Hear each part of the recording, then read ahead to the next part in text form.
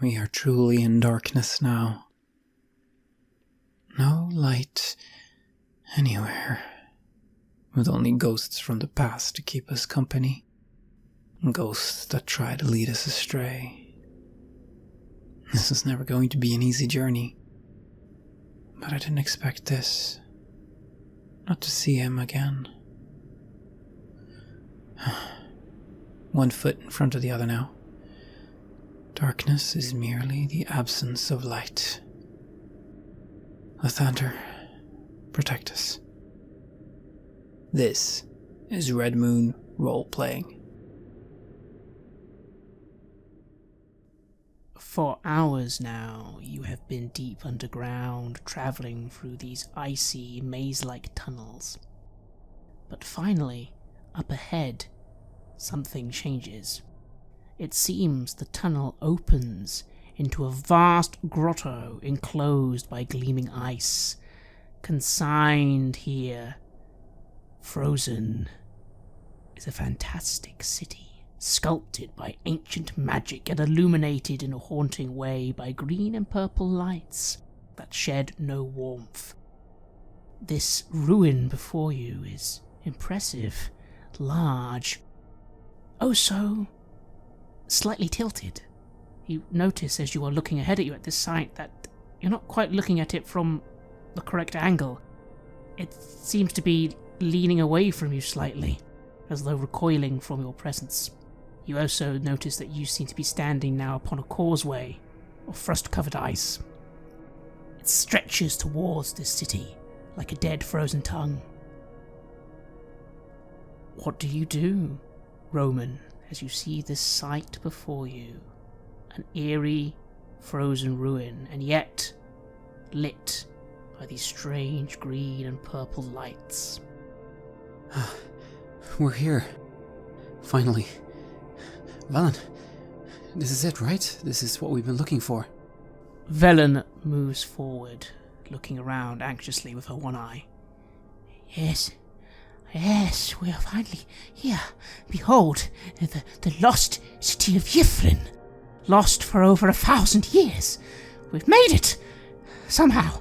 Oh. Somehow, but I fear that, well, we're obviously not alone here. We have to be vigilant. There might be even greater foes waiting within. Roshik, are you alright? I am looking around at this marvel of bridges and towers half suspended in the air. Yeah, I'm alright. Couldn't be better. So what are we exactly looking for in this place? I mean, what kind of building do you think this spellbook is in? Well, maybe we need to head towards the city centre. Normally where the ruler of a city would be, isn't it? But perhaps you better double-check. She takes out of her cloak the purple crystal that is Professor Scant and hands it to you, Roman. I accept it. Professor Scant hums a little as you hold him and says, Greetings. What is your query?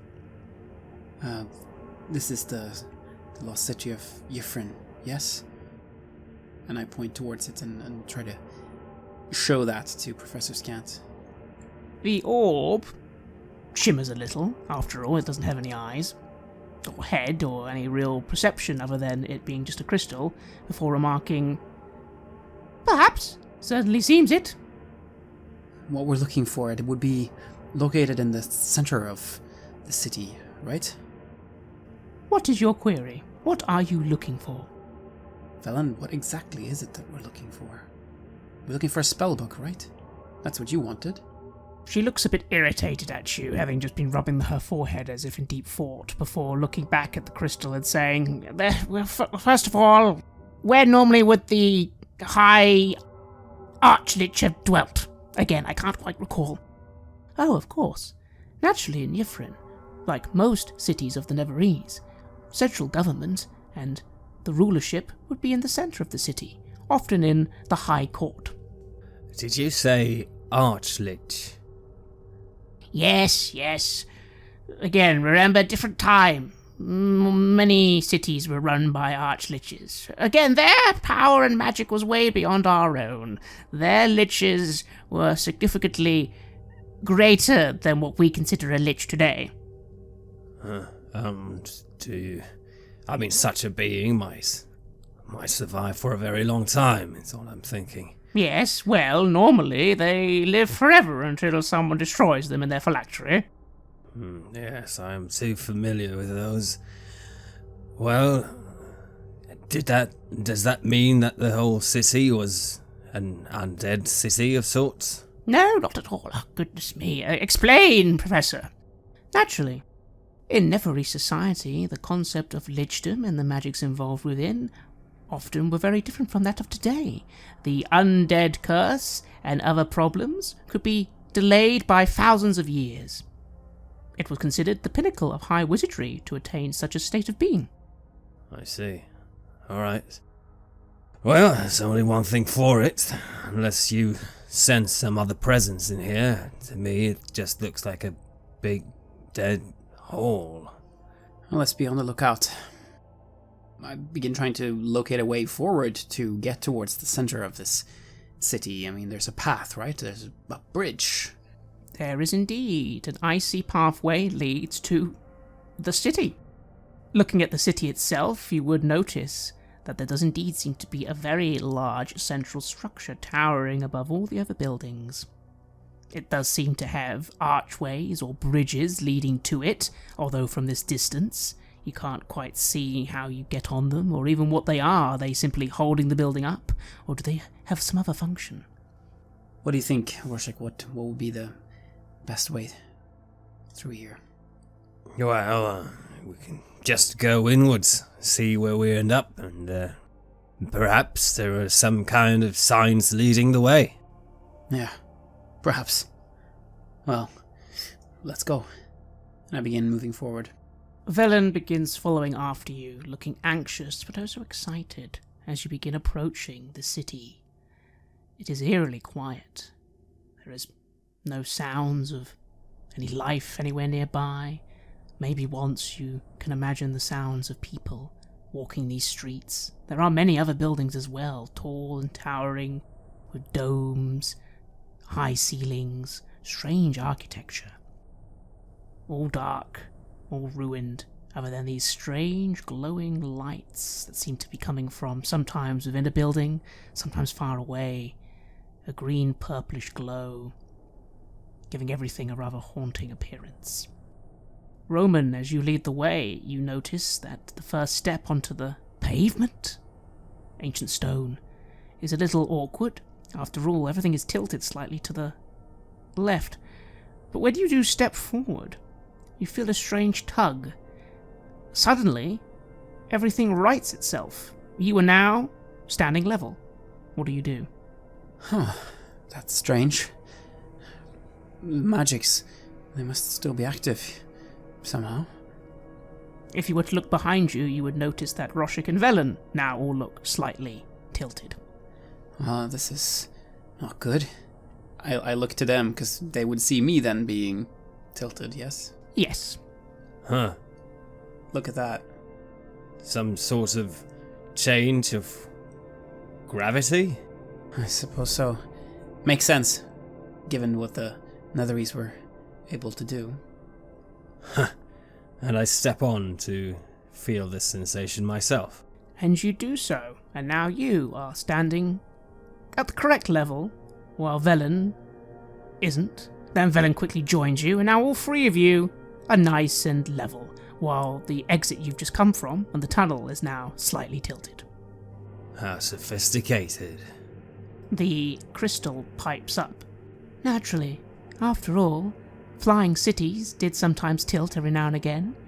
It would not have been very good if everyone fell off. The Netheries were very careful to make sure they had magical enchantments to ensure that did not happen.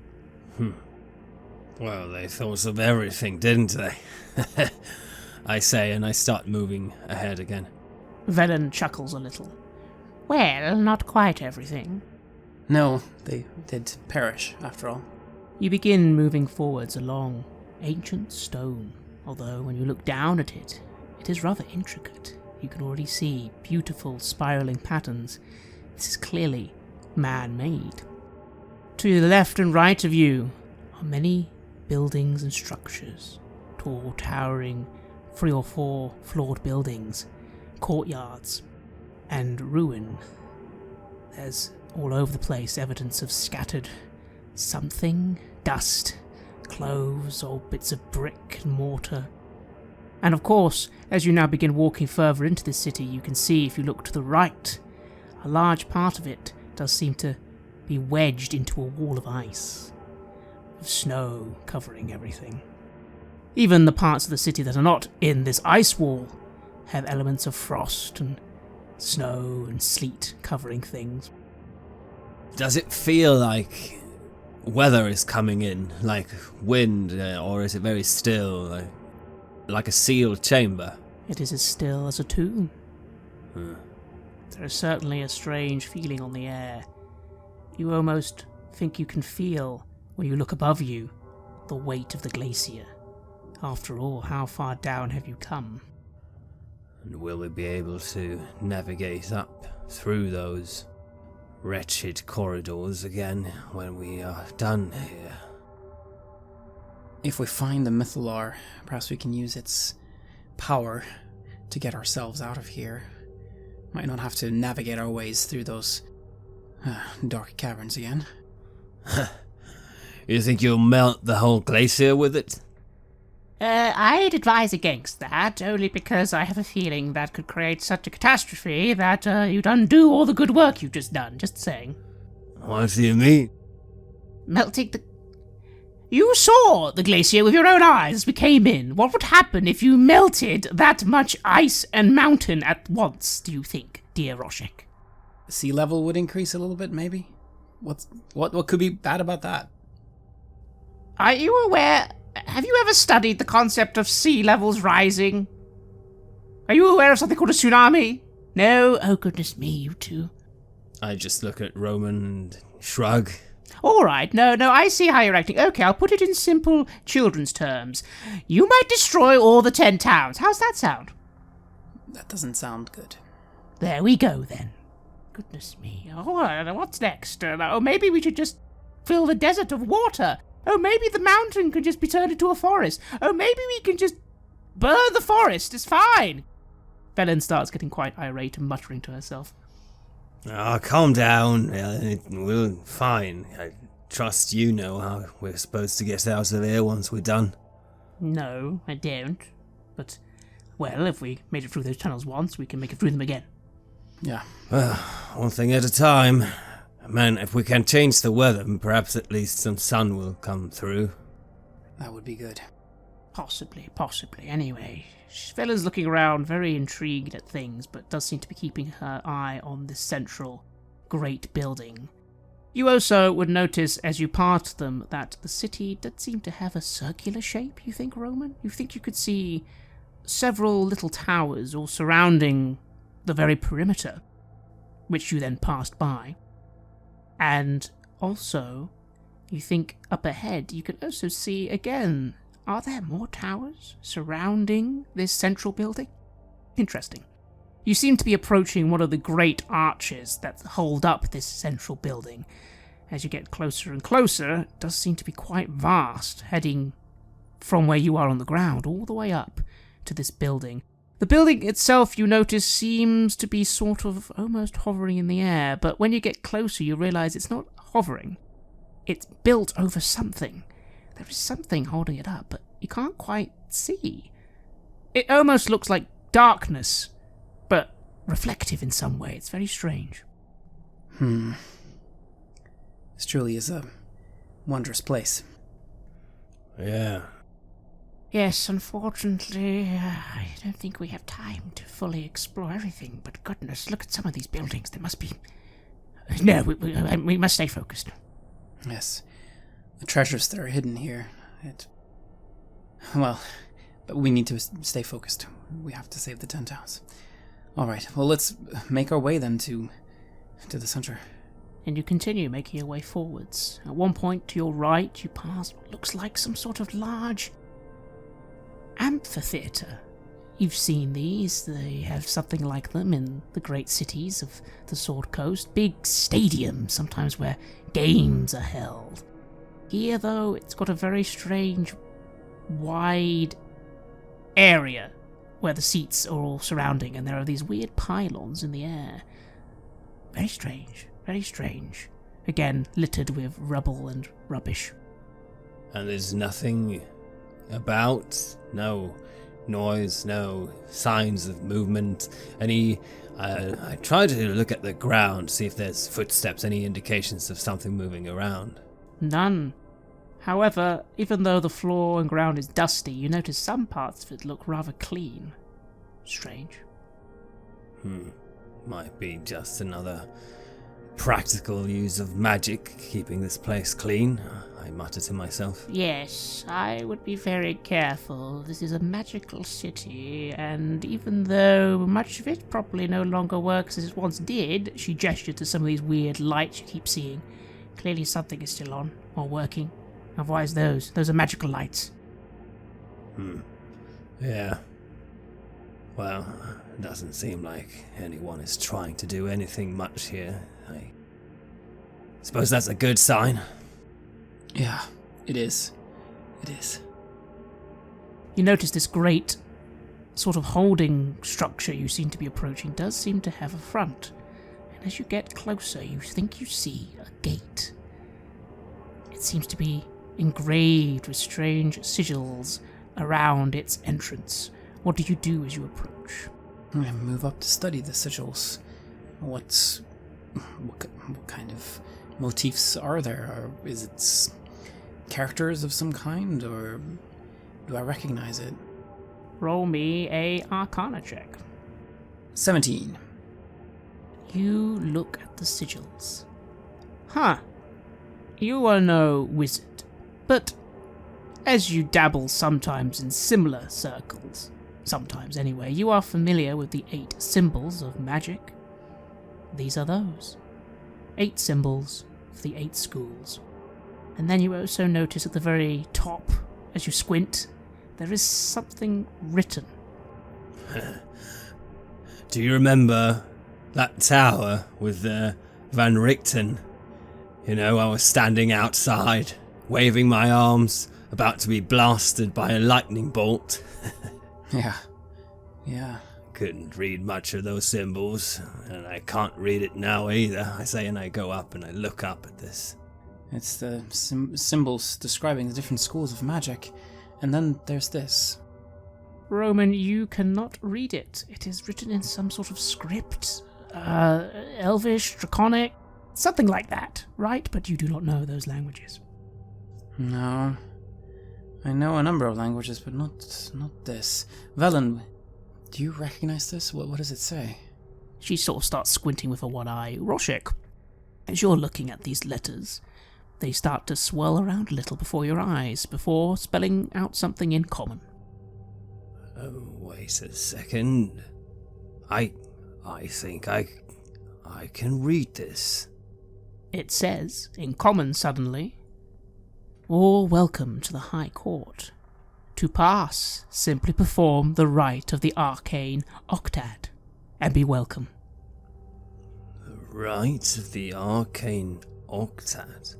High Court. Does that mean anything to you? What? It says... How can you read that? Can't you? It's shifted. It's written in common. No, it's not. If anything, it's written in Draconic. It probably actually is written in Loris. Similar languages, but you could well... Well, that's useful. Professor Scan can translate vocally, of course, but it is quicker if you could just read it. Okay, very good. High Court, it says. Wonderful, this is the place. Rite of the Arcane Octad. I have no idea what that is. Does it have something to do with the, what you mentioned, the 8 schools of magic? Oh, well... Professor Scant! Professor Scant responds. The Rite of the Arcane Octad. Yes, a ritual known to all high wizards and even their servants. A simple security measure for the city of Yifrin. Many other Nephri cities also had similar rituals and arcane practices that needed to be completed in order to bypass force fields or magical barriers. And well, do you know how? What do we do? How do we do it? That is unknown. It differed from city to city. Sometimes they even changed it every few years, sometimes 100 years.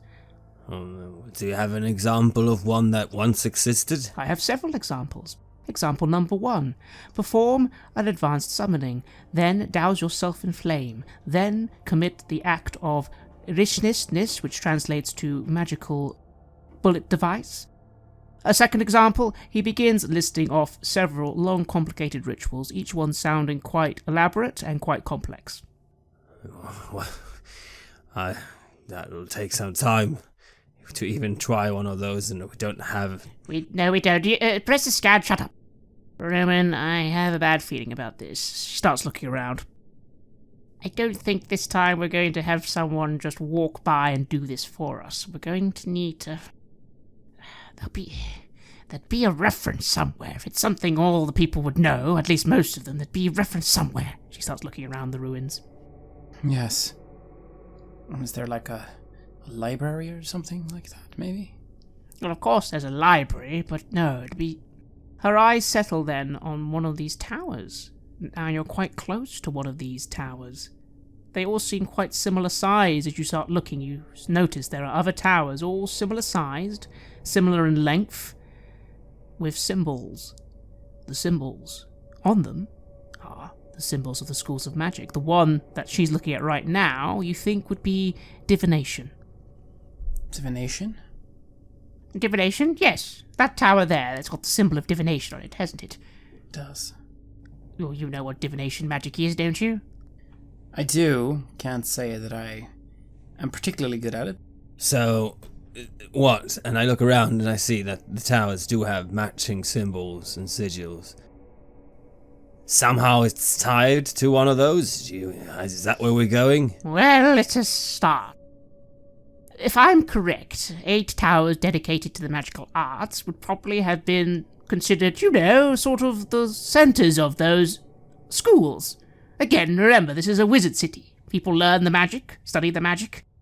Surely someone like that would have access to the... Remind me again how the council worked, Professor Scant?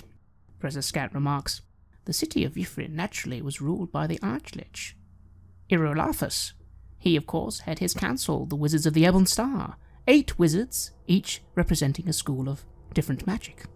Yes, that's right, yes. He had 8 wizards beneath him as the rulers of the city. So if you were the ruler of a city, maybe you'd know the way of getting into the main government building, no? Am I going mad? Does that not sound reasonable? Yes, and I suppose each of those rulers would know as well, or the representatives would know this ritual. Right, then, well, let's go there. Let's go to that tower and see if there is anything left behind. Yes, all right then, let's be careful. But yes, sorry, Roman, I think we are going to have to do a little city exploration after all. But it's a tower or 2, what's the worst that could happen? No, and I am quite interested to see what we might find. But again, let us remember that in this city, you might never have had to die. You might have been able to live forever, and someone might still be alive, waiting for us, waiting for something. As you say that, you crunch something with your foot, and you look down, and you think you see some sort of old remnant of a cloak, or something filled with dust. Yes. Well, let's get moving. You begin heading towards this tower, passing a few things. First of all, the pavement suddenly becomes a little harder to continue down because there seems to be the remains of some statue here. Some strange giant statue has collapsed onto the road, and you need to move around it. You can't see it from the front, but from behind it looks like a formless giant of some kind, wielding a great stone hammer. But again, it's broken and you're seeing it from behind. This means that the pathway kind of narrows a little, passing by a great building on the way to the tower. This is a large building. Seems like it has several floors. 8 tussle-like towers are embedded in the walls of this building. their spires arching over its shattered roof. I try to keep an eye out for anything that might be a threat, but I guess it is all quiet. Quiet as the grave. But Roshek, as you move forward, you'd notice that there seems to be a lot of rubble suddenly in your way, but this building seems to have several holes in its wall. Quite easy to enter. How about we just go in through one of these, I say, and I kind of peer into one of these openings. You peer into this ruin. Naturally, darkness is everywhere, but there are a few strange purple lights. You see a great deal of old rotten desks, shelves full of dusty something, most of it fallen apart, carpets, chandeliers. Once you think this would have looked very grand, but now it is in ruin and decay. Yeah, it's all just fallen apart. But perhaps there is an office somewhere, something. Yeah. Even places like this can't stand against the effects of time. Not completely, anyway. Indeed. I think Roshik might be right. If you look... We could just quickly look in. It might get round this rubble in front of us now, and then we can just continue. No need to explore the whole building. Just move forwards. Yes. Right. In here, then. Roshik, do you lead the way? Yes. You begin moving into the interior. You immediately see some staircases directly in front of you, completely blocked by rubble and fallen masonry. So, looking from there, you see quite a large hallway in this building. At the end of the hallway, you see a hole in the wall, and it does indeed seem as if going through this hallway will simply lead you around this rubble, and you'll be able to continue to the tower. Well, that stair is blocked. Might be a way up over there. Agreed. Let's try that. You begin moving forward into this great chamber that this hallway leads into. Again, the exit is right in front of you, but as you look to your left, you see 8 stained glass windows overlooking this ruined auditorium. Everywhere, benches are glistening with frost, arrayed in broken rows, facing what you think was once a raised platform of some kind. Roman, you'd recognize it as the sort of thing that perhaps someone like yourself would be standing at while other people listen to them speak. You notice that on top of it is a bejeweled goblet. Steam is rising from the goblet's contents and dissipating in the cold air, implying that there is something in the goblet right now. The stained glass windows, meanwhile, seem to depict individuals. Robed figures, each holding their hand out, and on the hand, a symbol of magic. Is it... What symbol is it? Is it a specific school of magic? All 8 are here. 8 stained glass windows, 8 magical symbols, 8 robed figures of different sizes and shapes. Does this mean anything to you? Not quite sure, but it symbolizes the different schools of magic. I don't know, perhaps we need to activate it somehow? Is that what this is? Seems to be something in that goblet, I say, and I reach out with my mage hand spell to see if it is movable. It is indeed. You pick it up with your mage hand spell. A small blue hand hovering and just lifting this goblet off this lectern. As you're doing this, Velen remarks, "Well, hang on a minute, you two and your symbolism. Remember, this is a city. Clearly we're in some sort of... I don't know, a school of some kind, or a learning place. Look at the lecturns, look at the desks we just came past." I suppose, yeah, that's what it does look like, I say, and I let my hand come closer to me to show this goblet. The goblet comes closer. It seems to be covered in 8 sparkling gemstones around the rim. Otherwise, it is made of gold.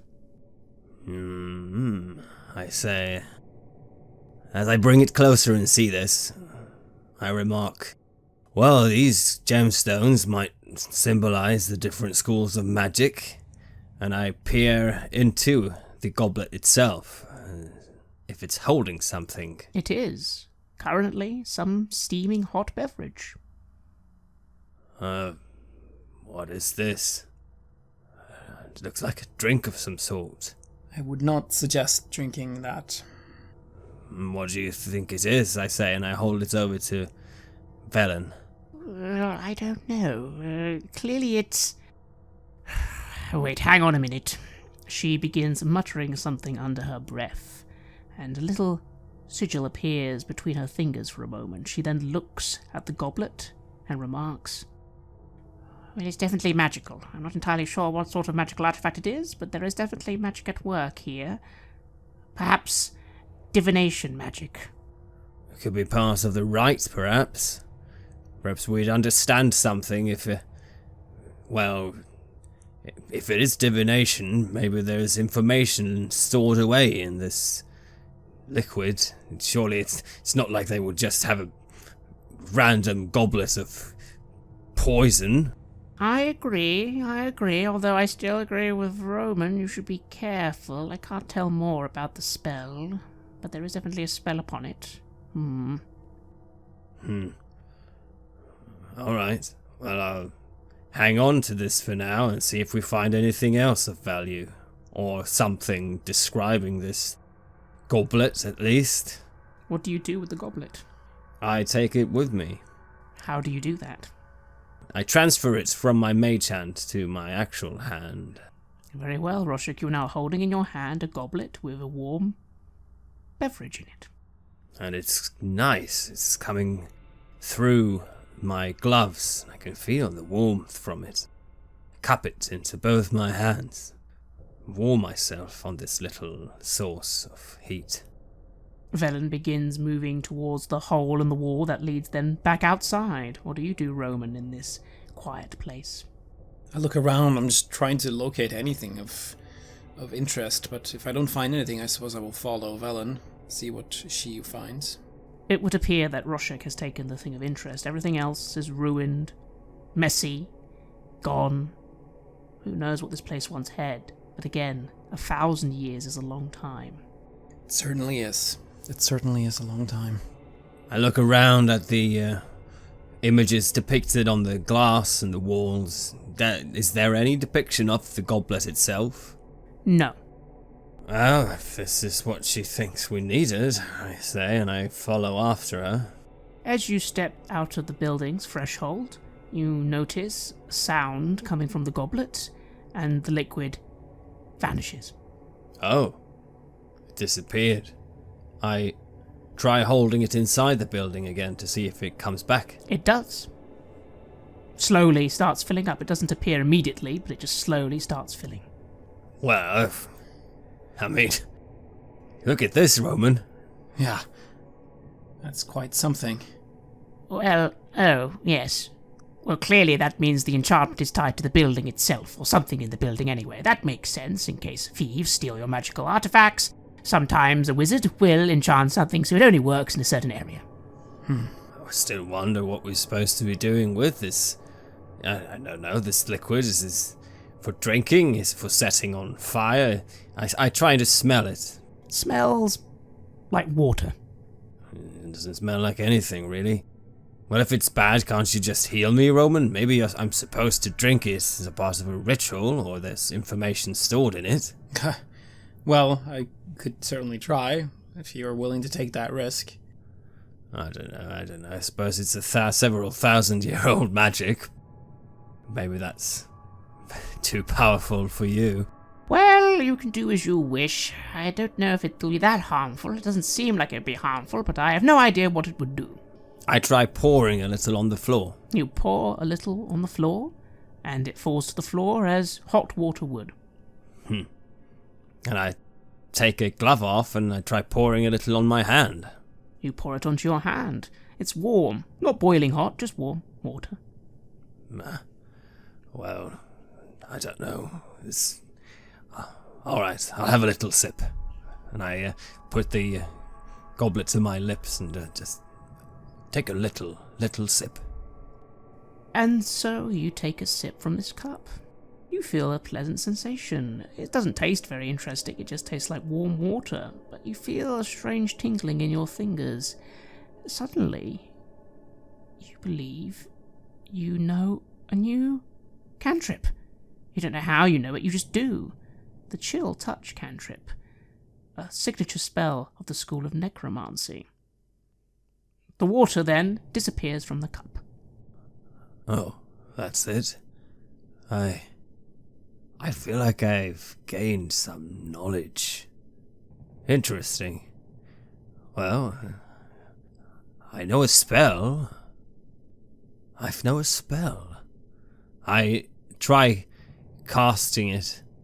Chill Touch is naturally a spell which makes your touch icy and slightly painful to beings, but doing it just in your hand, the energy comes forth. Huh. Interesting. That's a basic necromancer cantrip. Did you not know that before? I've not been given that one. No. Felt like something I might be able to learn, but no. Curious. Well, interesting. I suppose, well, let's say this is a magical school building. Maybe you've just been given a little, first-class assignment spell to practice with. I suppose. Well, it's funny, though, if it doesn't feel like a divination spell. Well, you've been given the knowledge of it, my dear boy. Sometime the transfer of knowledge would come under that school. I suppose that's right, yeah. As the cup is now empty, I put it into my bag. And you put the cup in your bag. Vela looks at you a little impatiently and says, well, that's all very fascinating.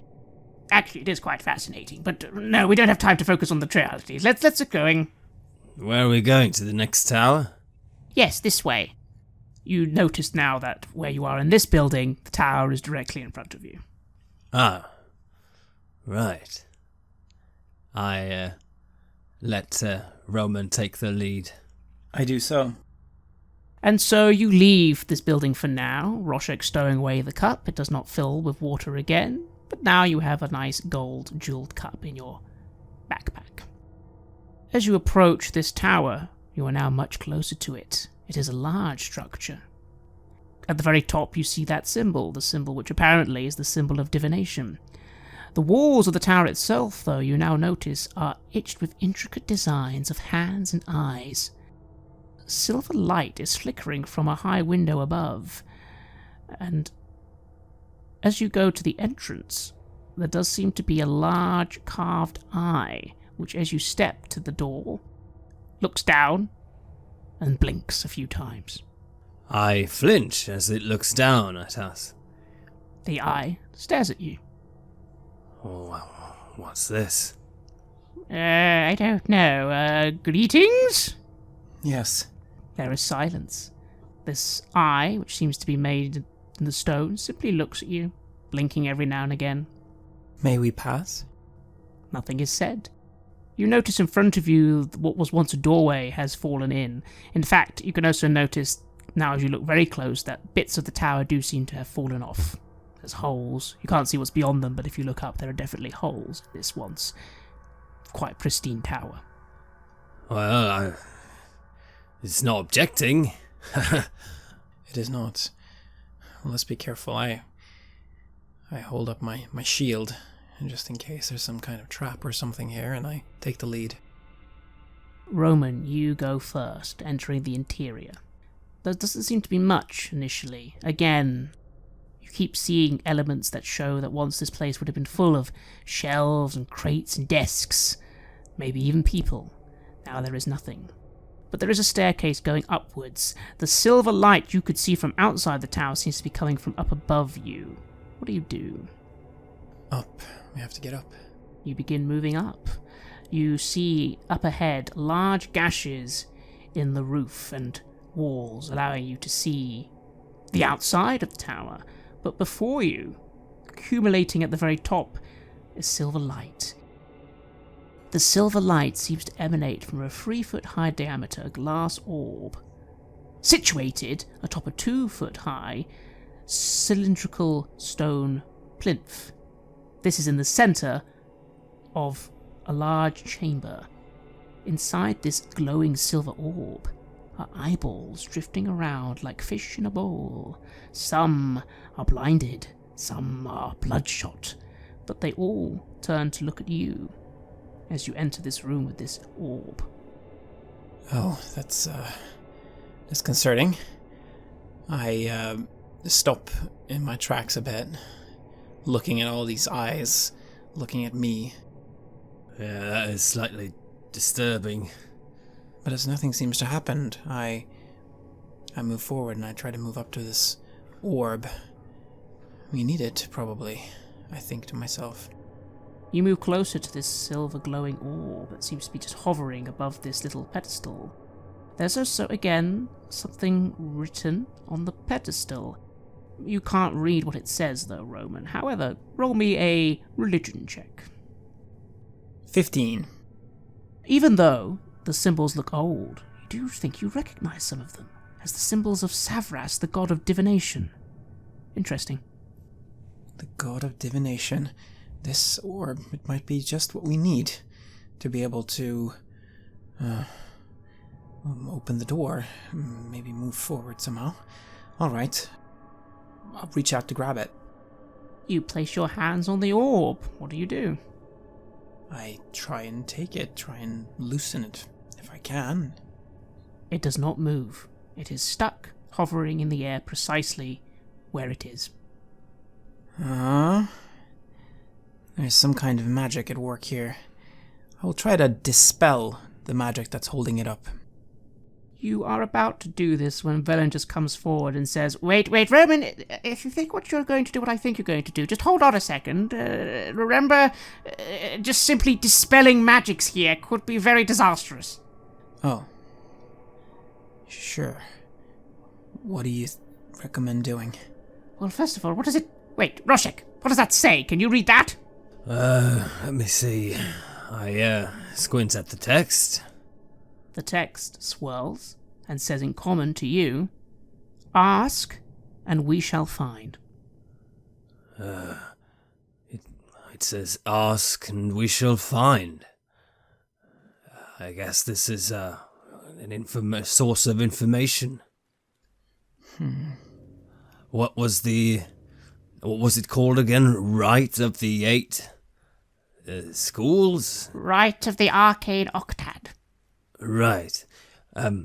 We seek the rite of the Arcane Octet. The eyes look at you, but nothing happens. Can please find for us the rite of the Arcane Octet, I say impatiently. Professor Scant, can you translate for us? Professor Scant translates the command. Again, nothing happens. Velen clicks her teeth a little and says, Well, just making a random guess, but sometimes magic requires, a physical touch, or you doing something, not just speaking. Why don't you try touching the orb as you say it? Maybe. I don't know, this could be very dangerous, by the way. Just saying. Well, right then. I reach out my hand and I say, as I touch it, we seek the rite of the 8 Octet. No, crap. We seek the rite of the Arcane Octet. You feel the eyes begin to move quite rapidly, and there is a strange glow in the air. Could you roll me a Constitution saving throw? 7. Roshek, several things happen at once. From everyone else's perspective, you suddenly open your eyes wide as they begin to burn with a strange light. The eyes in the orb begin moving around rapidly as this spell comes to fruition. From your point of view, Roshek, your vision suddenly soars above the city, higher, into the ceiling, then down again, down quickly, moving through buildings, a conservatory, some strange-looking old place full of strange plants, a library, old books rotting. You're zooming around at high speeds. How are you feeling, Roshek? I feel completely swept away and out of balance. Roman, what do? You can see Roshek looking a little panicked. His eyes, something is happening, and he is rigid as he holds this orb, but definitely something is occurring. I move up to try to grab a hold of him, make sure that he doesn't injure himself somehow. Roshek? You are able to hold him steady. Roshek, finally, suddenly, your vision stops, on something. It seems to be a plaque of some kind, lying half in the rubble. Again, for a moment, the writing is strange, but it swirls before you, before saying, "Hold a wand crafted from the nether oak over your heart. Summon a flame in your palm. Speak a secret about yourself aloud. Then compel another to share a secret with you privately. Then..." And then you see the words continue a bit into the rubble, but you can't see any more. But you can definitely see there is more to the sentence. And as I have been led here, I try to take control of this and navigate to understand where this plaque is found. You do so, and as you do so, you feel a sharp, stinging pain in your eyes. Your vision returns immediately back to you in this room, and then a strange, dull pain falls your left eye. Take 10 piercing damage as your left eye vanishes from your head and appears in the orb before you. Oh, my eye! I grasp at my head, my face. Oh, my eye! Velen runs forward. Roman, Roshik has suddenly closed his left eye quite tightly. Not sure why. He seems to be in pain. However, there is no blood, and there's no sign of a horrific injury, but he is closing his eye tightly. Are you alright? It stole my eye. What? Your eye? I point at the orb of eyes. Roman, you can see a new eye has joined the eyes. It's one of Roshik's. Oh. Roshik. That's horrible. It's fine. I saw something. I saw a vision. I was traveling through the city. We're looking for a plaque. There's a plaque half buried somewhere. It described what we're supposed to do. There was a clear instruction of what must be the right. Well, I need to try and navigate. you think you can find it? Maybe we can come back for your eye afterwards. Maybe there's a way to get it back. Maybe, Velen says, sounding very uncertain. She's also moved forward towards one of the walls where there's a hole. She then remarks to you, "You say plaque. Did you get any idea what the plaque itself looked like? What was the texture? What was the stone like?" It was almost covered with rubble. I tried to describe it as good as I can. Was it like a brass-like plaque? Yes, there was a certain brass pattern in the back. It's a brass-like plaque. I was taken soaring above the whole entire city. Then it zoomed in, down, and I tried to get an idea of where that was. Sadly, the pain in your eye is very distracting. You can't recall such details. Again, the vision was a very disorientating thing. But you do notice Velen then tap the wall. Roman, you'll notice she's tapping what looks like a bit of bronze plaque, although, again, then the wall no longer is there. I have a feeling that maybe... That sounds like there was something here once, you see, where there's a massive hole. Maybe that plaque was here, or something like it. Maybe the other towers have similar plaques. Yeah, I suppose, I say, and I just hold my head where my eye was. Yes, Roshik, this is disorientating to say the least. It doesn't hurt as much as you'd think it would, and again, you're not bleeding, but yes, as you sort of try, you feel your eye opening, the muscles are all still there, but the eye is gone. Why do places and people always want my eye? Velen looks at you confused. I'm sorry, what? Nothing. Just a memory. I did say it was dangerous, but I think you may have got something, but maybe we shouldn't use this anymore, just saying. Sure. Well, if that helps, then there's something. Well, what did you actually read? What did you read? What did it say? Well, it was the start of an instruction. We're supposed to stand in front of the building, summon a source of flame, tell a secret, have someone else tell you a secret. And then it continued below into the rubble. I see. So you repeat it again, what you remember, and she repeats back at you. Okay, I see. So Holder 1 crafted from something called Never Oak. Well, okay. Maybe there's a wizard city. There should be one somewhere. Summon a flame. That doesn't necessarily mean magical. Any flame would do, you'd think. And a bit of secret sharing. Okay, that's definitely something. That sounds like a ritual. All right, then. Well, she looks across the hole in the wall to a tower nearby. Well, it's up to you to... do you feel like we should continue or not? There's a tower over there. We could, again, investigate. Well, yeah, sure. What do you think, Roman? Well, yeah, why not? All right, then. Well, let's get out of here, she says, sort of looking at these eyes in the orb. And you begin leaving the tower? Yes. Yes, we do. Roshek, you look one last time at this orb. You see your own eye looking back at you quite peacefully before leaving this tower. As you leave by the exit, the eye above looks at you for a bit longer before closing, almost seeming satisfied. And so you leave the tower, heading onwards into the dark city. As you leave the tower, not only do you feel the eyes of the tower upon you, but perhaps other eyes as well. You have listened to an episode of Red Moon Roleplaying, where we played Icewind Dale, Rime of the Frostmaiden, for Dungeons & Dragons 5th edition.